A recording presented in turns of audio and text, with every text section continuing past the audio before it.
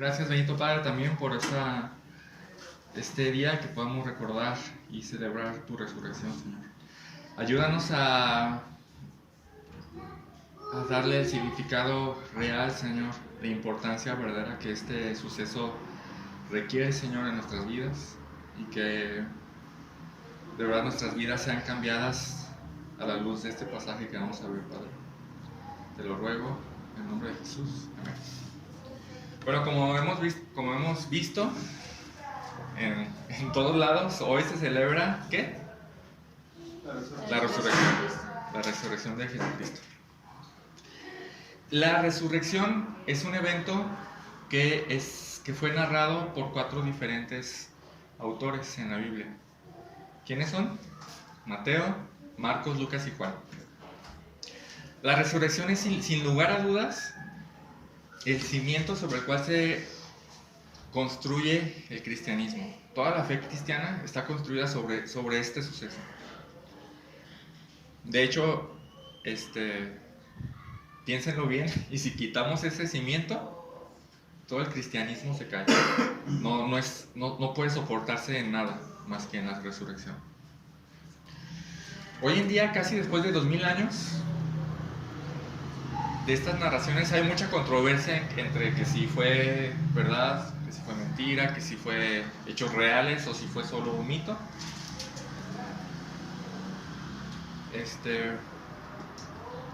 Y creo que hay esfuerzos masivos de parte del enemigo para desacreditar o apagar o menospreciar esta cuestión de la resurrección.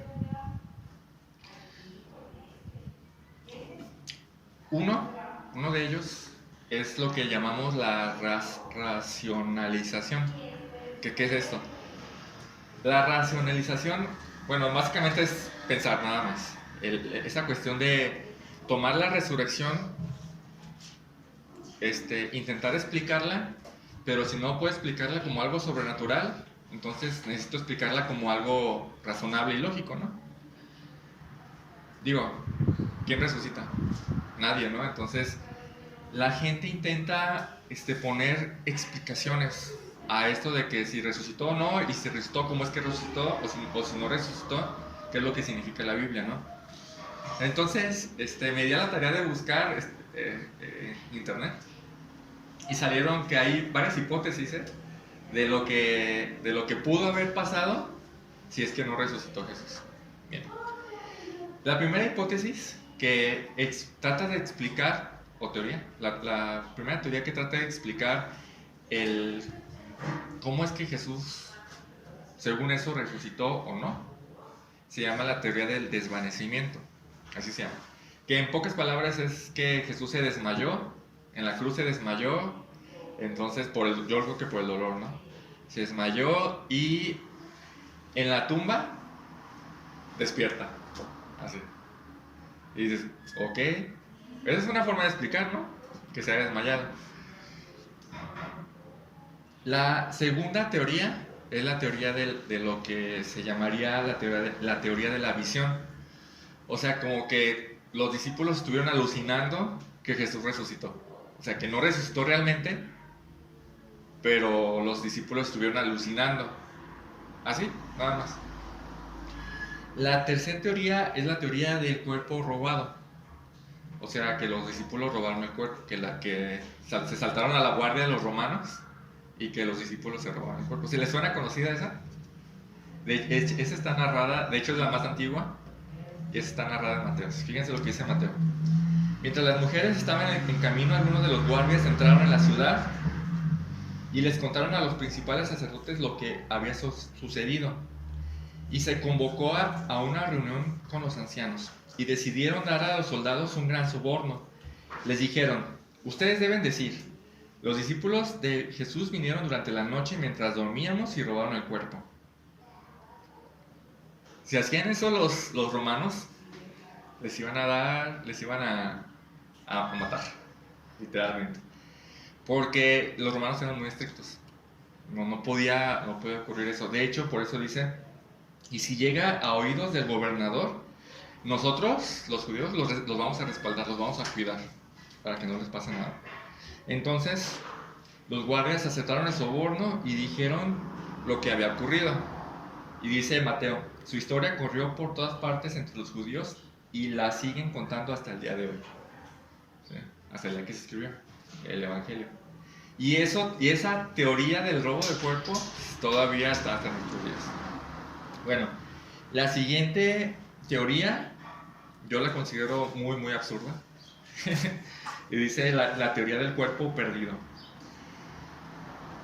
Mateo 28 narra en el versículo 2 que en la mañana, cuando las mujeres iban a ver el cuerpo, un ángel del cielo descendió y en cuanto descendió hubo un terremoto.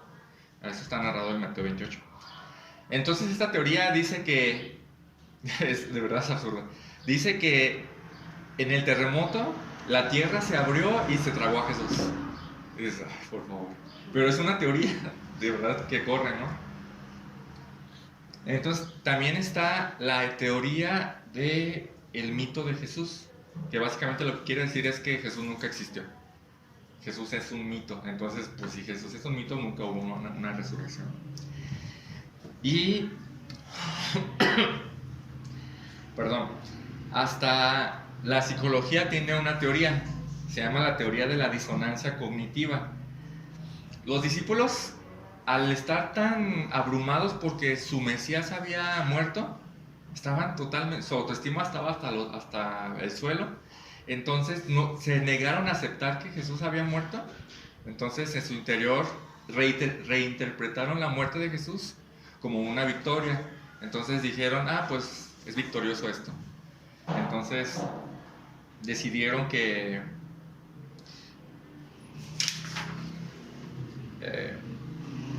para que su autoestima estuviera mejor, ellos sin querer o inconscientemente lo interpretaron como una victoria, ¿no? Y creo que esta es la peor de todas. Dice la hipótesis o la teoría de la tumba incorrecta. Esta teoría dice que todo esto es verdad, ¿eh? Todas estas teorías corren por ahí. Esa teoría es de que los discípulos y toda la gente se equivocó de tumba. Así.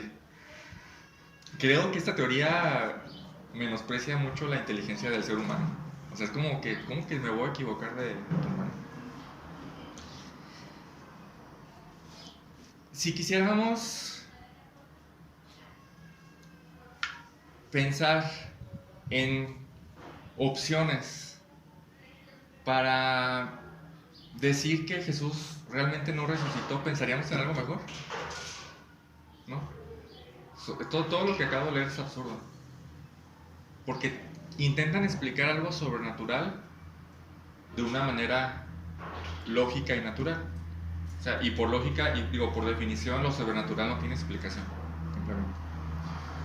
Bueno, entonces está ese intento de racionalización, intentar explicar lo sobrenatural de manera lógica.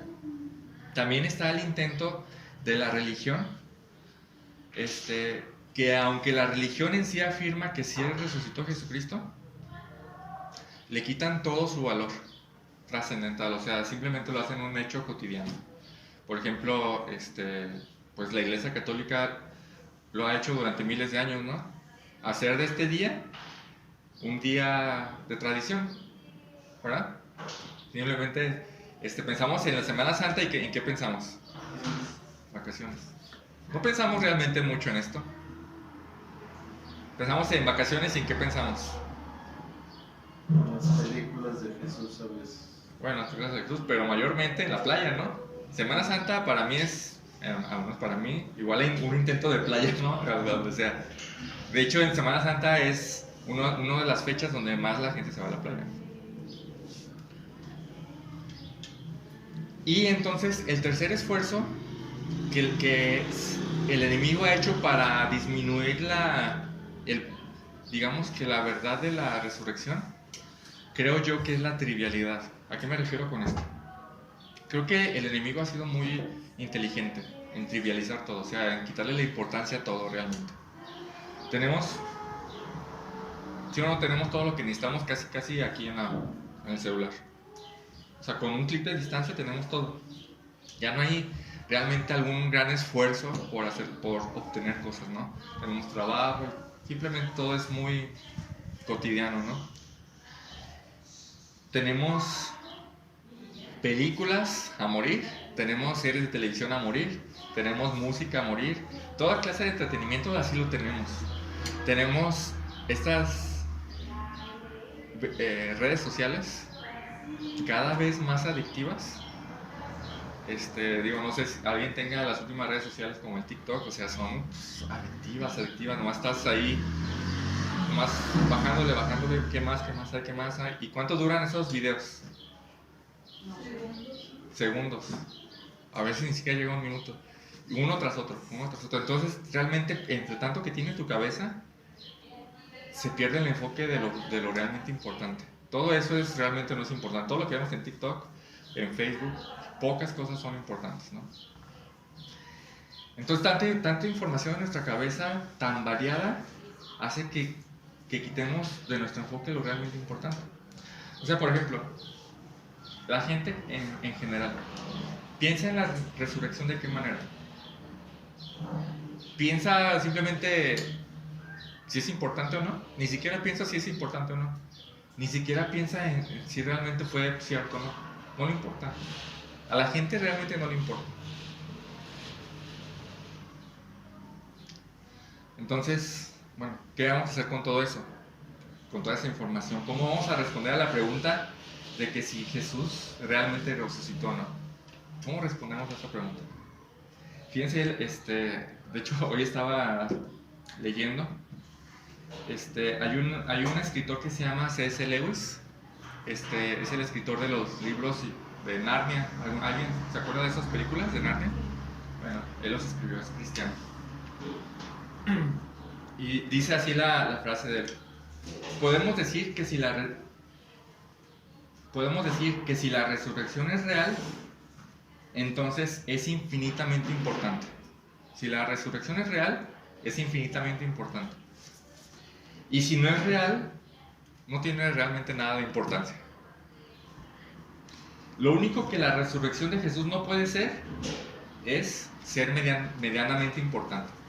O es muy importante si es real, o si no es real no tiene importancia. ¿Realmente Jesús resucitó? ¿Es importante saber si Jesús resucitó o no? Sí. Pablo lo pone así en estos términos. Pero díganme lo siguiente: dado que nosotros predicamos que Cristo se levantó de los muertos, ¿por qué hay algunos de ustedes que dicen que no habrá resurrección de los muertos? Eso está narrado en 1 Corintios 15. Pues si no hay resurrección de muertos, entonces Cristo tampoco ha resucitado.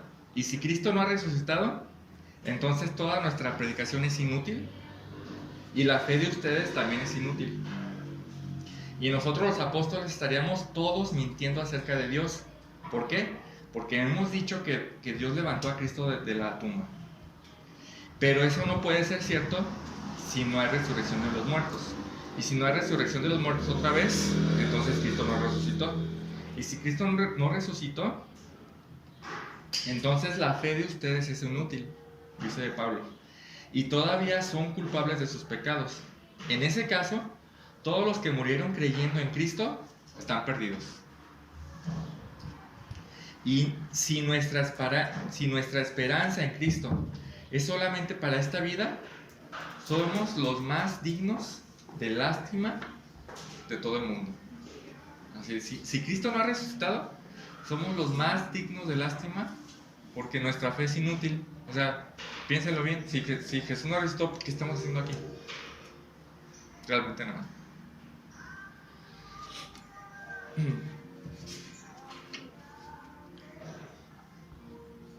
Bueno, entonces la pregunta aquí es: ¿nuestra predicación es inútil o nuestra fe es inútil? ¿Vamos a creerle todas las teorías que dice el mundo de que Jesús no resucitó, o vamos a creerle a Dios? Definitivamente. ¿Tenemos una fe ciega? ¿Creemos sin bases? ¿No? ¿Tenemos un cimiento muy fuerte de evidencias que dice que Jesús sí resucitó. En primera, no tenemos solo un registro. ¿Se ha puesto a pensar en por qué hay 4 evangelios? Para que no sea 4 un solo testigo. 4 testigos, exactamente, no solo uno. 4 testigos, 4 relatos que están diciendo todo lo que Jesús hizo, y no solo eso, sino su crucifixión, su muerte, su resurrección.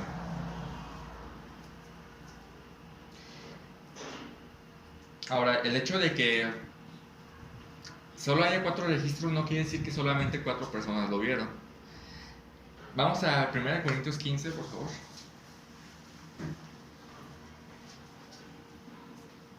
1 Corintios 15. Vamos a leer del 3 al 6, por favor.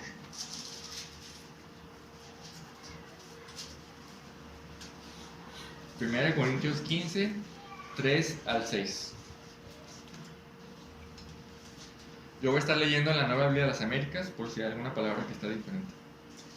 Dice: porque yo les entregué en primer lugar lo mismo que yo recibí, que Cristo murió por nuestros pecados, conforme a las Escrituras, que fue sepultado y que resucitó al tercer día, conforme a las Escrituras, que se apareció a Cefas, o sea, a Pedro, y después a los 12. Luego se apareció a más de 500 hermanos a la vez, la mayoría de los cuales viven aún, pero algunos ya duermen. Fíjense bien lo que dice: se le apareció a más de 500 hermanos a la vez. ¿Qué quiere decir eso? Que no fue una alucinación. Eso sí, no fue una alucinación. Jesucristo se les apareció una vez, les apareció a más de 500 hermanos a la vez. O sea, estaban todos en el mismo lugar. Los comentaristas dicen que esta ocasión donde había 500 hermanos era en el momento en el que ya Jesús se estaba despidiendo y ascendió. Bueno, esto que está escribiendo Pablo aquí se escribió solamente 22 años después de la resurrección, en 1 Corintios. 1 Corintios se escribió en el año 55 aproximadamente, y la muerte y resurrección de Cristo ocurrió en el 33. Entonces, solamente 22 años. Por eso dice que la mayoría de los que vieron a Jesús esa vez siguen con vida todavía, dice. Luego se apareció a más de 500 hermanos a la vez, la mayoría de los cuales viven aún. ¿Qué quiere decir esto? Que Pablo muy posiblemente tuvo contacto o tenía contacto con muchos de los que habían visto a Jesús resucitado. Entonces hay mucha evidencia, tanto interna, o sea, en la Biblia, como externa. Ahí, de verdad, hay mucha evidencia arqueológica. Todos los papiros que se han encontrado, todas las copias y todo eso, es demasiada evidencia para decir: todo esto es verdad, todo esto es verdad. De hecho, Lucas, el que vamos a ver ahorita, acompáñame a Lucas 1, por favor. Lucas capítulo 1, vamos a leer del versículo 1 al 4. Lucas se dedicó a indagar diligentemente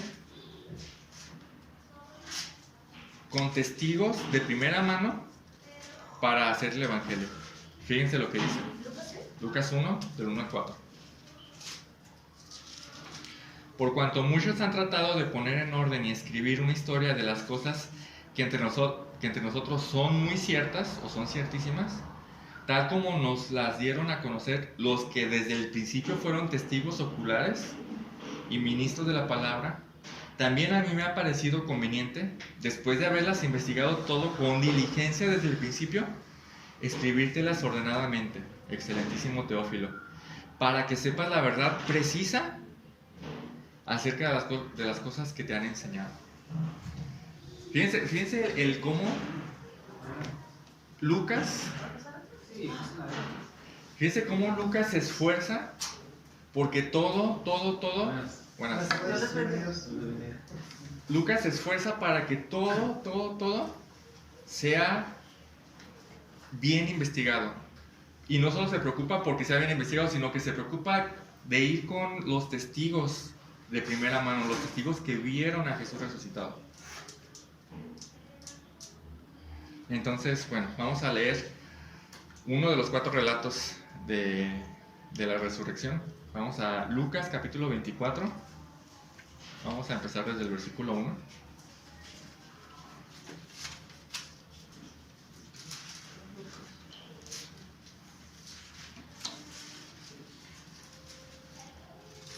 Me dicen cuando estén ahí.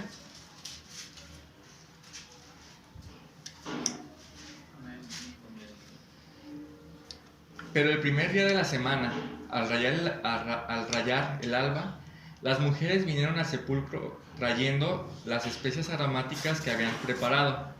Encontraron que la piedra había sido removida del sepulcro, y cuando entraron no hallaron el cuerpo del Señor Jesús.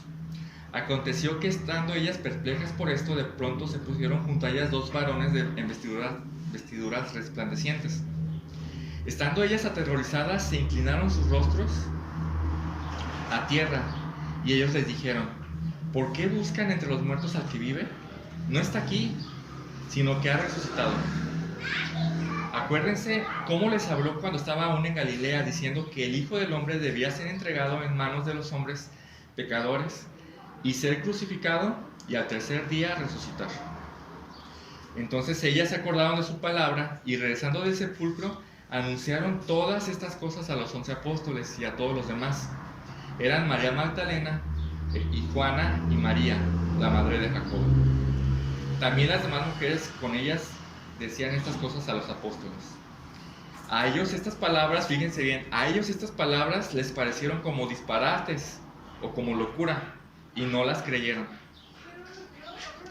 Pero Pedro se levantó y corrió al sepulcro. Inclinándose para mirar hacia adentro, vio solo las envolturas de lino, y se fue a su casa maravillado de lo que había acontecido. Aquel mismo día 2 de los discípulos iban a una aldea llamada Maús, que estaba como a 11 kilómetros de Jerusalén. Conversaban entre sí acerca de todas estas cosas que habían acontecido, y mientras conversaban y discutían, Jesús mismo se acercó y caminaba con ellos, pero sus ojos estaban velados para que no lo reconocieran.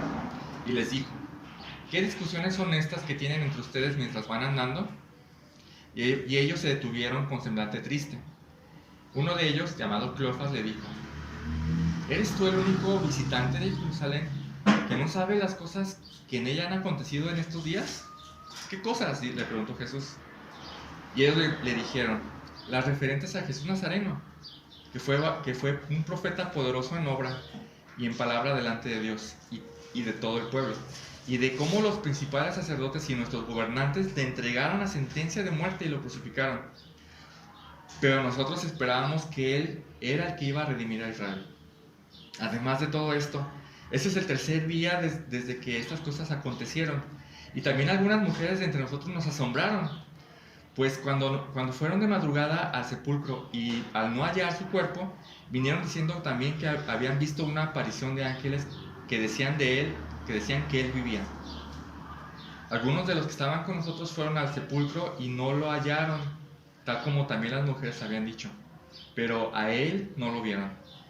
Entonces Jesús les dijo: oh insensatos y tardos de corazón para creer todo lo que los profetas han dicho. ¿No era necesario que el Cristo padeciera todas estas cosas y entrara en su gloria? Y comenzando por Moisés y continuando con todos los profetas, Jesús les explicó lo referente a él en todas las escrituras. Se acercaron a la aldea a donde iban, y Jesús hizo como que iba más lejos. Y ellos le insistieron diciendo: quédate con nosotros, porque ya está atardeciendo y el día ya ha declinado. Y entró a quedarse con ellos. Al sentarse a la mesa con ellos, Jesús tomó el pan y lo bendijo y lo partió y les dio.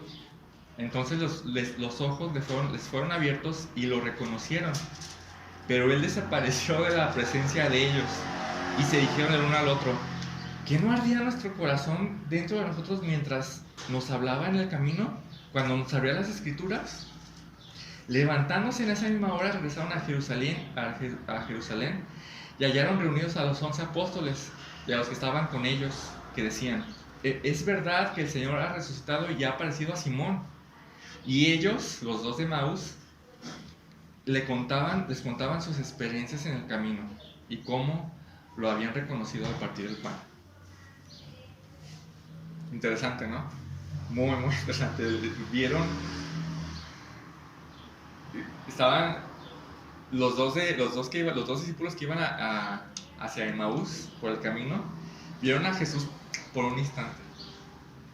Estaban platicando con él mucho tiempo, algunas horas, y de repente llegan pues a la casa de ellos, lo invitan a pasar, comen pan, Jesús parte el pan, y en ese momento les fue quitada el velo de los ojos, y lo vieron por un instante y inmediatamente desapareció.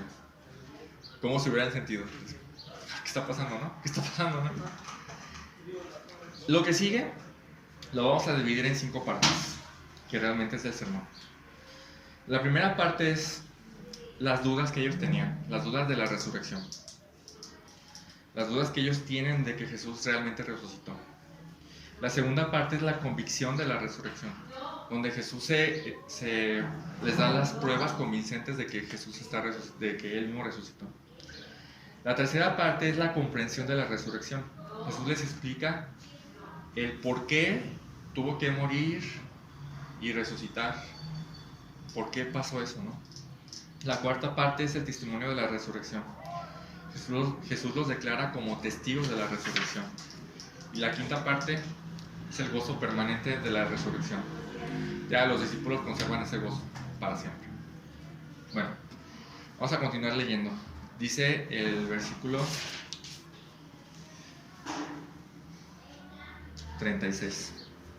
Mientras ellos relataban estas cosas, los dos discípulos que regresaron de Emaús, Jesús se puso en medio de ellos y les dijo: paz a ustedes. Ahora, Jesús fíjense bien esto, Jesús se pone en medio de ellos, no se pone afuera de la puerta y toca, no se pone dentro del baño y de repente sale, sino que se aparece en medio de ellos. Juan narra que las puertas estaban cerradas, entonces dice simplemente apareció en medio de ellos. Se aparece instantáneamente justo en medio de ellos para que todos sin falta pudieran verlo. Ahora, imagínense ustedes ahí, ¿cómo se hubieran sentido? ¿Qué reacción hubieran tenido ustedes? Es como que, ¡ah, bravo, señor! No creo. Yo creo que hubiéramos tenido la misma reacción que tuvieron ellos. Dice, pero ellos, aterrorizados y asustados, pensaron que veían un espíritu. Digo, ¿quién aparece así de la nada? ¿No? Entonces ellos estaban aterrados al ver esto. Esto no era una visión, ni un sueño de una sola persona. Todos, sin excepción, estaban viendo a Jesús. Sin excepción. Y no lo estaban viendo como un espíritu. Ellos pensaban que era un espíritu por la manera en que se apareció. Entonces Jesús les dijo: ¿por qué están turbados? ¿Y por qué surgen dudas en sus corazones? Bueno, esto yo creo que es natural, ¿no? Si nosotros estuviéramos ahí, ¿quién de nosotros no estaríamos como desconcertados? ¿Qué es lo que está pasando, no? ¿Y quién de nosotros no tendríamos dudas de lo que estamos viendo? Entonces, Jesús no se presentó a ellos así para que ellos tuvieran más dudas o para que ellos estuvieran más desconcertados. De hecho, Jesús se presentó para lo contrario, que era darles ánimo y para despejar toda duda. Por eso Jesús les dice: miren mis manos. ¿Ya se fijan cómo dice? Miren mis manos, miren mis pies, que yo mismo soy. Tóquenme y vean, porque un espíritu no tiene carne ni huesos, como ustedes ven que yo tengo, ¿verdad? Así les dice Jesús. Se para en medio de ellos y les dice: tóquenme, vean mis manos con las marcas y los pies con las marcas. Y les dice: tóquenme.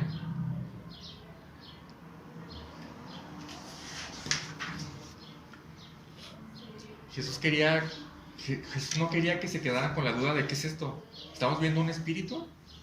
Jesús lo que quería era que ellos estuvieran plenamente seguros de que estaban viendo a Jesús vivo, resucitado. Pero como ellos, continúa diciendo, como ellos todavía no le creían a causa de la alegría, ya el miedo se estaba convirtiendo en alegría, ¿saben? Y porque estaban asombrados, entonces Jesús les dijo, ¿tienen algo de comer? ¿Por qué les diría algo así? Entonces ellos le presentaron parte del pescado asado y él lo tomó en las manos y comió delante de ellos. Los discípulos entonces siguen totalmente atónitos. Ahora ya con algo de alegría, ¿no? Pasaron del miedo a la alegría, pero con el sumo asombro al tope. Jesús, como quiere que ellos estén seguros de que lo están viendo, o sea, aparte de darles la prueba de tócame, como que seguían sin creer, ¿no? Entonces Jesús les dice, para que ellos estén totalmente seguros, les dice, ¿tienen algo de comer? ¿Para qué? ¿Por qué les pidió algo de comer? Para que les demuestre que es humano y tiene. Exactamente, un espíritu puede comer. Digo, no sé la verdad, pero yo creo que no. Yo creo que a un espíritu se le caería la... Ajá. Entonces, dice, ellos le presentaron parte de un pescado asado y él lo tomó en las manos y comió delante de ellos. Imagínense la escena, todos así viéndolo así como que está pasando. ¿Alguien de aquí vio la película Risen? La de Resurrección. ¿Sí? La pusimos el año pasado aquí. Hay una escena, yo creo, es increíble esa escena, ¿saben? Increíble. Está el soldado romano persiguiendo a los discípulos y de repente pues ve a uno pasar y lo sigue. El discípulo entra a una casa y él así con todas las, así con yo para agarrarlos, abre la puerta y ve a los discípulos y de repente ve a Jesús y dice, esa escena es impresionante, de verdad, es impresionante. Yo creo que todos son así como que, no puedo creerlo, o sea, es como ver a Jesús y dices, digo, aunque Jesús me ponga sus manos y sus pies para que los toque y aunque yo lo vea comer, yo digo, ¿de verdad? ¿De verdad? Ahora, ¿por qué Jesús se está esforzando tanto? Porque ellos no creían a la primera. Porque estaban cegados. Acuérdense que ellos, su Mesías, el Mesías que ellos concebían era un Mesías militar. El Mesías no tenía por qué morir, sino tenía que liberarlos. Entonces, para ellos la muerte de Jesús fue de... No entiendo por qué murió, si era que yo esperaba que nos liberara de los romanos.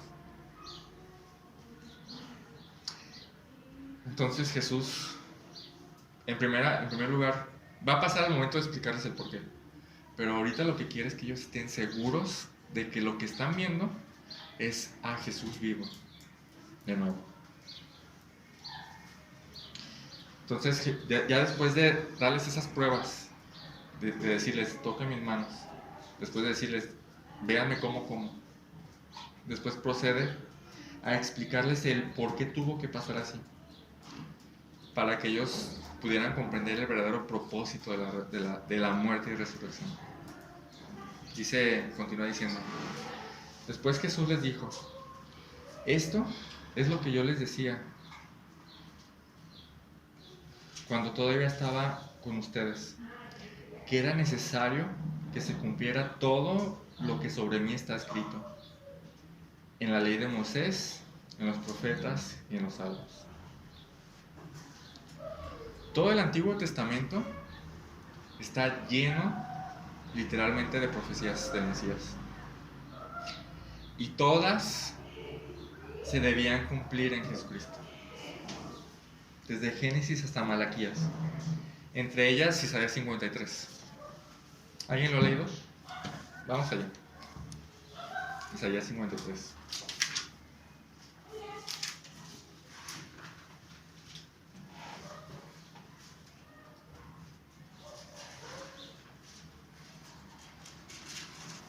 Isaías 53, 1.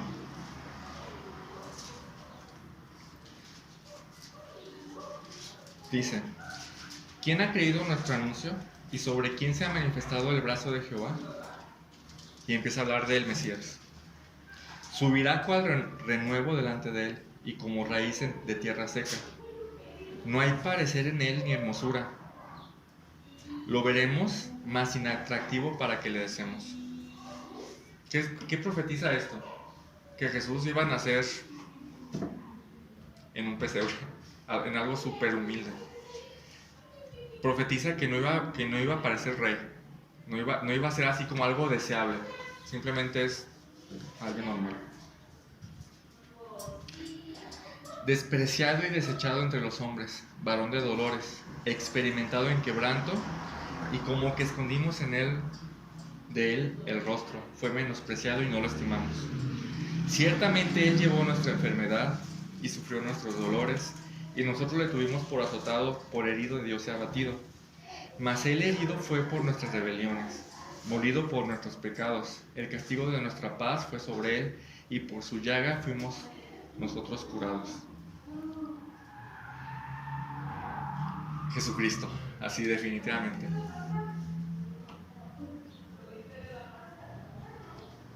Esta es una profecía de lo que de su labor en la cruz, de lo que vino a hacer en la cruz.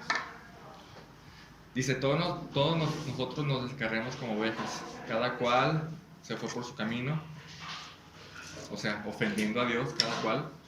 Dice: pero Jehová cargó en él el pecado de todos nosotros. Angustiado él y afligido no abrió su boca.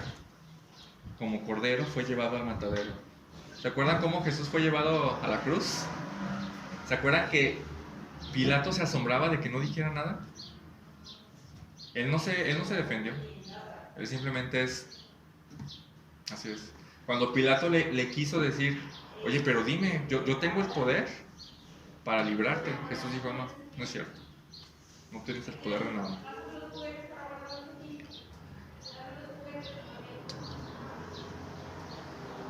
Como oveja delante de sus trasquiladores se enmudeció y no abrió su boca. Por cárcel fue quitado por cárcel y por juicio fue quitado. ¿Sí o no? En vez de llevarlo a un juicio correcto, lo llevaron a un juicio corrupto, donde lo estaban sentenciando antes de saber la verdad. ¿Y su generación qué la contará? Porque fue cortado de la tierra de los vivientes.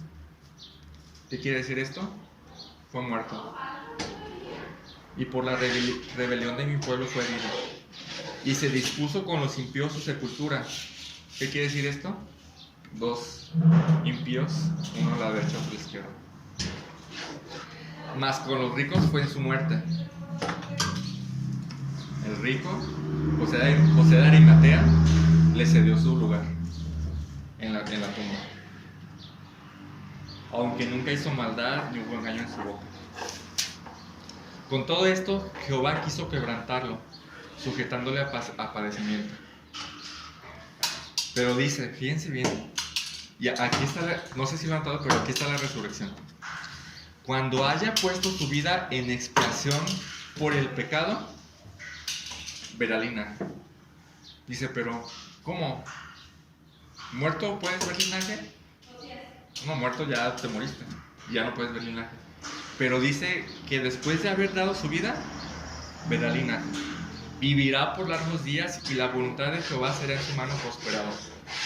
Verá el fruto de su aflicción, de la aflicción de su alma, y quedará satisfecho. O sea, ya no hay nada más que hacer. Después del sacrificio ya no hay nada más que hacer.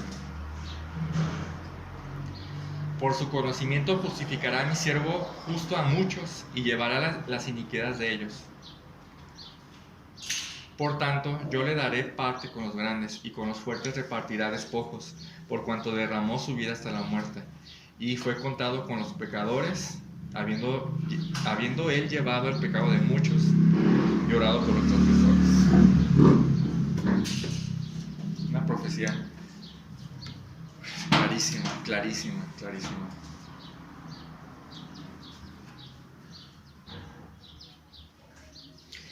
era necesario que se cumpliera todo, dice.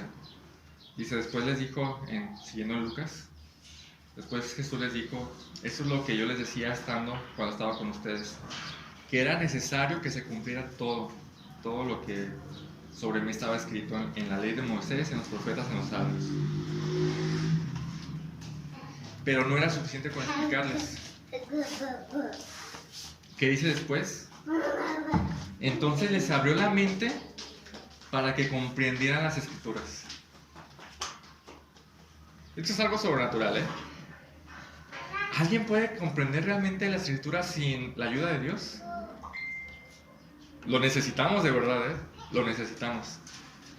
Necesitamos forzosamente de Él que nos abra el entendimiento para poder entender el sentido correcto de las escrituras.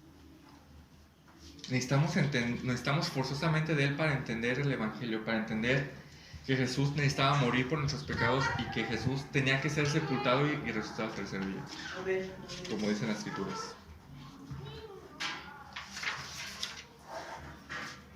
Después dice, y les dijo, así está escrito, que el Cristo padecerá y resucitará de entre los muertos. Si se fijan, esto les dijo después de que les abrió el entendimiento, ¿eh? Así está escrito que el Cristo padecerá y resucitará de entre los muertos al tercer día, y que en su nombre se predicará el arrepentimiento para el perdón de pecados a todas las naciones, comenzando desde Jerusalén. Aquí está el Evangelio. El Evangelio no es nuevo, ¿saben? El Evangelio se ha predicado desde el Antiguo Testamento. Está escrito entre las páginas del Antiguo Testamento. Dice, y en su nombre se proclamará el arrepentimiento para el perdón de pecados a los judíos nada más, a todas las naciones, incluidas México. O sea, estamos incluidos nosotros. Está incluido México, Jalisco, Tonalá, Colinas de Tonalá está incluido aquí. Se predicará el Evangelio a todas las naciones. Piénsenlo bien. Nosotros literalmente estamos al otro lado de donde empezó todo. ¿Se han puesto a pensar en eso? ¿Dónde empezó todo? En Jerusalén. Estamos al otro lado del mundo. El Evangelio llegó hasta acá.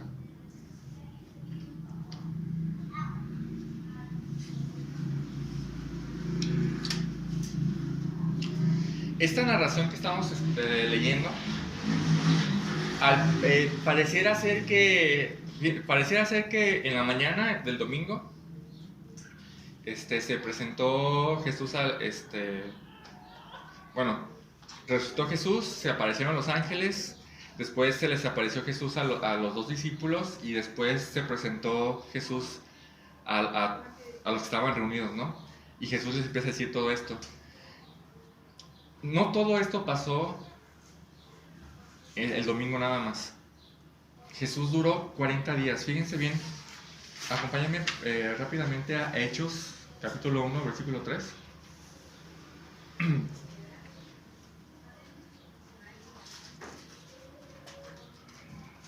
¿Hechos qué? 1:3.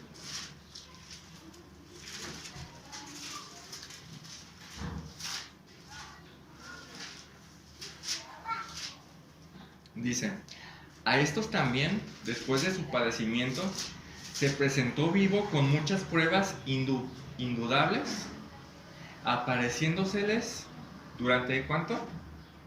40 días. Todo esto que estamos leyendo, del cómo Él les estaba abriendo el entendimiento y cómo les explicaba las escrituras, muy posiblemente fue durante esos 40 días. ¿Sí? O sea, el domingo se les apareció, les dijo, aquí estoy, y se les siguió apareciendo y se les siguió apareciendo durante 40 días, y les está explicando durante esos 40 días cómo era que esto tenía que haber pasado, ¿no? Para que ellos lo maduraran ese pensamiento. Entonces, después de... Y ya estamos al final de esos 40 días.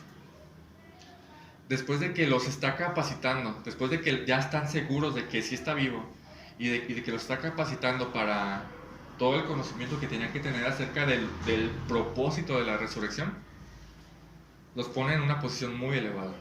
Y les dice, ustedes son testigos de estas cosas, ¿verdad? Les dice, ustedes son testigos de esto. ¿De qué? ¿Testigos de qué? Una, de su ministerio, de sus milagros, de sus enseñanzas, de su muerte, de su sepultura, de su resurrección. Son testigos, los apóstoles y otros discípulos habían estado desde el principio con Jesucristo. Y Jesús les dice, los pongo como testigos de esas cosas. ¿Para qué? Para que ellos proclamaran el mensaje fielmente.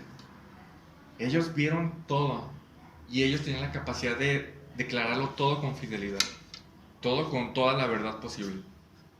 Juan, en 1 de Juan 1 al 2 dice, lo que existía desde el principio, lo que hemos oído, lo que hemos visto con nuestros propios ojos, lo que hemos contemplado y lo que hemos tocado con nuestras manos, esto les escribimos acerca del verbo de vida. Eso se los escribimos. Y la vida se manifestó. Nosotros la hemos visto, dice, nosotros la hemos visto. No es una experiencia religiosa, no es una alucinación. Dice, nosotros vimos. Nosotros lo vimos. Y nosotros, al verlo visto, damos testimonio. Y les anunciamos a ustedes la vida eterna que estaba con el Padre y se manifestó a nosotros. ¿Cómo? En Jesucristo. Pedro dice en 2 de Pedro 1:16, pero cuando les dimos a conocer el poder y la venida de nuestro Señor Jesucristo, no seguimos fábulas ingeniosamente inventadas, sino que fuimos testigos oculares de su majestad. Eso es increíble, ¿eh? Pedro, Juan, fueron testigos oculares de todo lo que pasó con Jesucristo. No solo ellos, también Pablo dice en 1 Corintios 15, del 3 al 8, ya lo leímos, dice, pero yo les entregué en primer lugar lo que yo mismo recibí, que Cristo murió por nuestros pecados conforme a las Escrituras, que fue sepultado y que resucitó al tercer día conforme a las Escrituras, y que se apareció a Cefas, o sea, Simón, Pedro, y después a los 12, y luego se apareció a más de 500 hermanos a la vez, la mayoría de los cuales viven aún, pero ya duermen, algunos ya duermen. Después se apareció a Jacobo, luego a todos los apóstoles, y al último de todos, como a uno nacido fuera de tiempo, se me apareció a mí también. Pablo también lo vio resucitado. Testigo ocular, testigo ocular.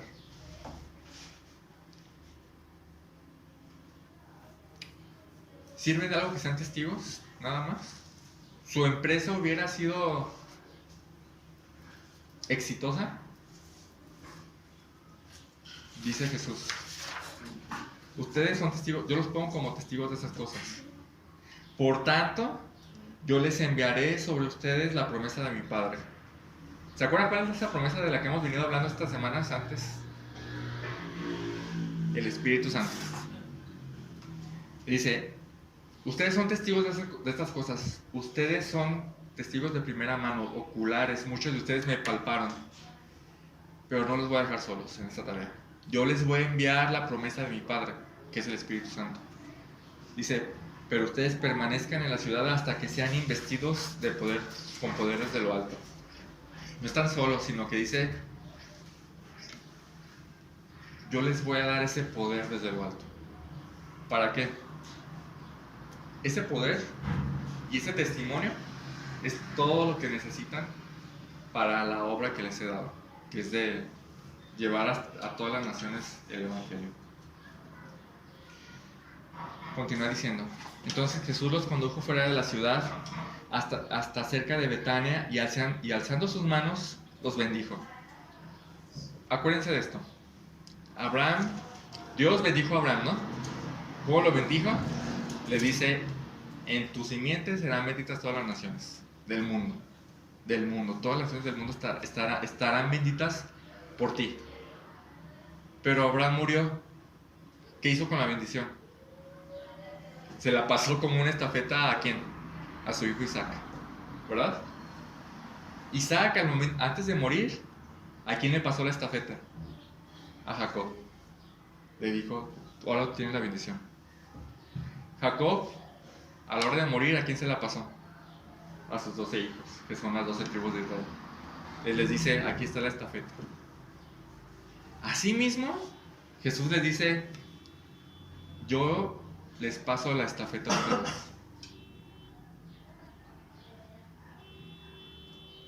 Lo que Jesús inició, lo continuarían los apóstoles. Y les dice, por eso dice, y los bendijo. Los bendijo. La bendición de Jesús es la victoria de la iglesia, ¿saben? Sin esa bendición, ¿la iglesia tendrá éxito?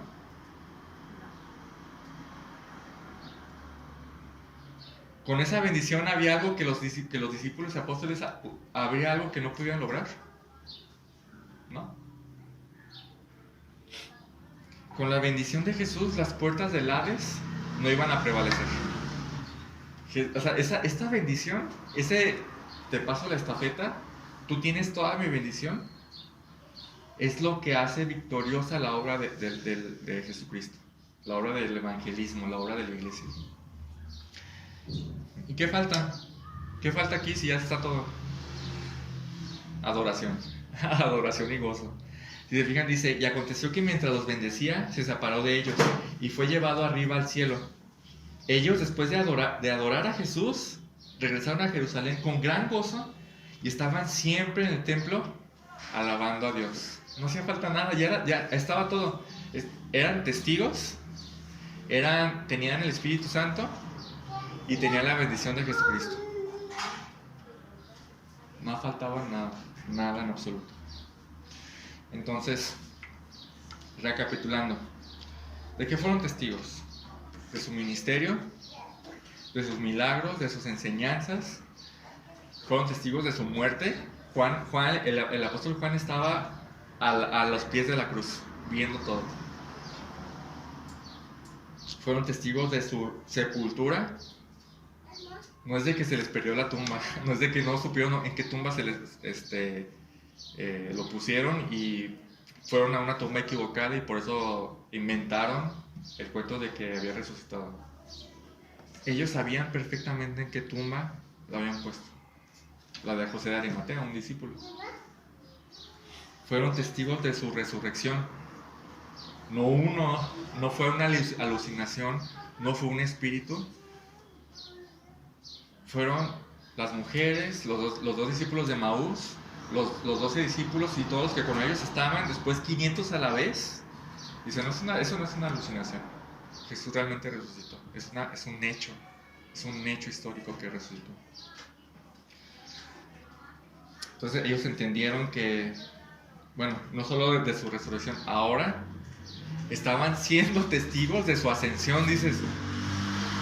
O sea, si fuera poco, viendo a Jesús así como que, wow, Jesús está aquí con nosotros y se está yendo. ¿Se imaginan a Jesús yéndose? Increíble, increíble. Son testigos también de su ascensión. Por lo tanto, ellos quedaron convencidos de que era Dios. Convencidísimos de que Jesús era Dios, el único digno de adoración. Y acto seguido, con una actitud firme, ya no los vemos dudosos, ya no los vemos miedosos, sino vemos a los discípulos con total confianza, sin temor, sin ninguna duda, alabando a Dios y adorándolo en el templo, siempre. No se narra aquí, pero si hubiera sido una mentira, la resurrección, no creo que alguien estuviera dispuesto a morir por una mentira, para que la mentira fuera conservada. ¿Cómo murió Pedro? Según la tradición. Crucificado, boca abajo, porque no se sentía digno de morir como su Señor. ¿Cómo murió Pablo? Decapitado, por conservar la verdad.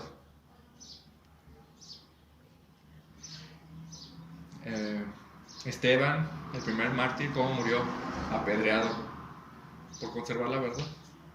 Por decir, esto es lo que dijo Esteban, alzó los ojos al cielo y dijo, veo los cielos abiertos y veo al Hijo del Hombre sentado a la diestra. No, o sea, eso los llenó de ira y apedrearon. Creo que es absurdo que si alguien intentara defender una mentira, lo defendiera hasta la muerte. ¿Cuál es la conclusión de todo esto? Acabamos de ver uno de los 4 relatos históricos de la resurrección. Lucas no dice así, Espero que haya sido cierto, espero haber sido convincente.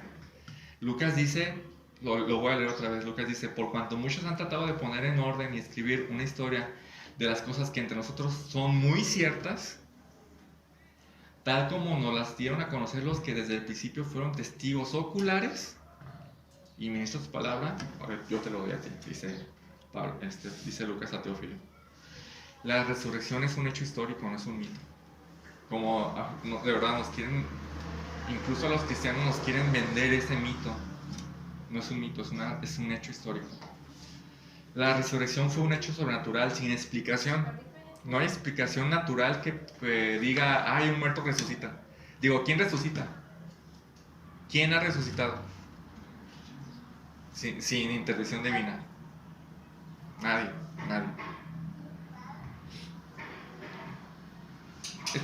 Esto de la resurrección es muy grande. Es muy, muy grande. Yo creo que es el hecho histórico más importante de toda la historia de la humanidad. Es el hecho histórico más importante en toda la historia de la humanidad. No hay nada más importante. Jesucristo resucitó en cuerpo y ascendió en cuerpo, no ascendió en espíritu. A veces pensamos que está allá en espíritu nada más. No, está en el cuerpo allá, resucitado. Ahora, ¿qué implicaciones tiene esto? ¿Qué importancia tiene la resurrección? Como lo veíamos al principio, a veces la trivializamos mucho. Pensamos, resucitó. ¿Y qué? Okay. ¿Qué importancia tiene? ¿Qué relevancia tiene la resurrección en nuestra vida? Ya por último, acompáñenme por favor a Romanos 1. Romanos 1.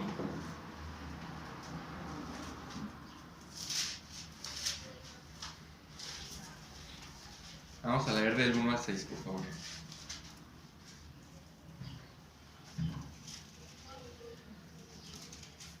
Dice, Pablo, siervo de Cristo Jesús, llamado a ser apóstol, apartado para el Evangelio de Dios, que él, fíjense bien, que él ya había prometido por medio de sus profetas en las Sagradas Escrituras. Es lo mismo, ¿no?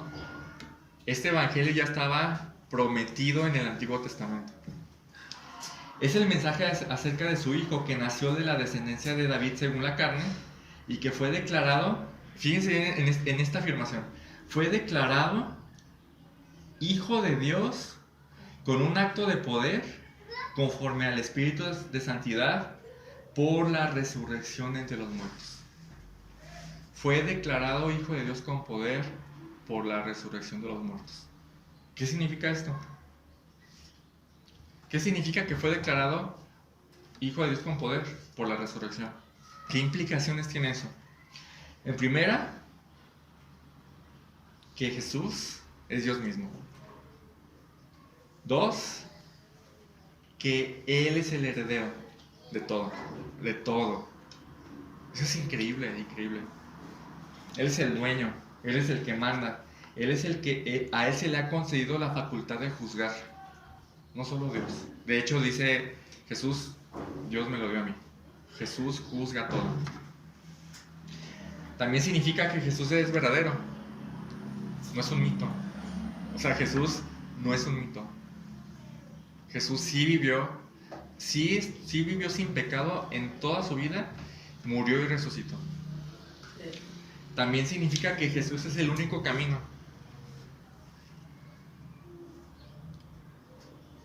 También significa que todas las religiones del mundo están mal. ¿Saben eso? Todas las religiones del mundo están mal. Todas. La resurrección prueba eso. Díganme, ¿quién de cualquier otra religión dijo que iba a resucitar y resucitó? Nadie. ¿Qué significa eso? Que todos están mal. Eso significa. Y que el único que está bien es Jesucristo. El único que es correcto, el único que es verdadero. También significa que toda la Biblia es verdad. La resurrección afirma que toda la Biblia es verdadera. Y que también que todas las afirmaciones de Jesús son verdad. Si Cristo dijo que resucitaría y resucitó, lo cual es algo imposible, ¿qué cosas de las demás cosas que dijo Jesús no son verdaderas? Todo. Si Cristo dijo que iba a resucitar y resucitó, todo lo demás resulta ser verdadero. ¿Sí me explico? Todo lo que dijo Él es verdadero. Hay muchas más implicaciones, pero una última. Una implicación para este hecho de que realmente resucitó es que tú y yo le debemos honra por ser quien es Él. O sea, Dios mismo, el Dios verdadero. Tú y yo le debemos obediencia por ser el Señor resucitado. Y tú y yo solo tenemos una esperanza: creer en su sacrificio, creer en su resurrección, para que nos regale el don de la vida eterna. Es la única esperanza, porque es el único que resucitó. Nadie más ha resucitado. Nadie más dijo que iba a resucitar y resucitó. Y como dice Hechos, en ningún otro hay salvación, porque no hay otro nombre dado a los hombres bajo el cielo en que podamos ser salvos. No hay otro lugar. Jesús resucitó de verdad, y eso implica mucho. No es algo trivial. Como dice C.S. Lewis, es la cosa más importante del mundo, la cosa más importante de la vida. Y no se me hace justo que nomás lo recordemos una sola vez al año, ¿verdad? Entonces, hay que entregarnos solo este día de su resurrección, sino hay que entregar toda nuestra vida al Mesías que resucitó, al Mesías que venció la muerte. Si le entregamos nuestra vida, Él nos aceptará. Él te aceptará, el cual tiene en sus manos la vida eterna para regalar. Vamos a orar. Gracias, bendito Padre, por esta palabra, Señor. Gracias porque tu resurrección no es un mito, no es unas alucinaciones, no es que el cuerpo se lo robaron, no es que el cuerpo se cayó en una grieta y no lo pudieron encontrar. No son ideas psicológicas absurdas, Señor. No son ideas mentirosas, sino que de verdad resucitaste, Señor, y hubo testigos sumamente confiables, Señor. Y fuera de eso, cuando creemos en ti, cambias nuestra vida, que es un testimonio más, Padre, de la resurrección de tu Hijo, Señor. Ayúdanos a que toda nuestra vida gire alrededor de esta idea, Señor, de la resurrección, de este hecho histórico, literal, real y verdadero, Señor.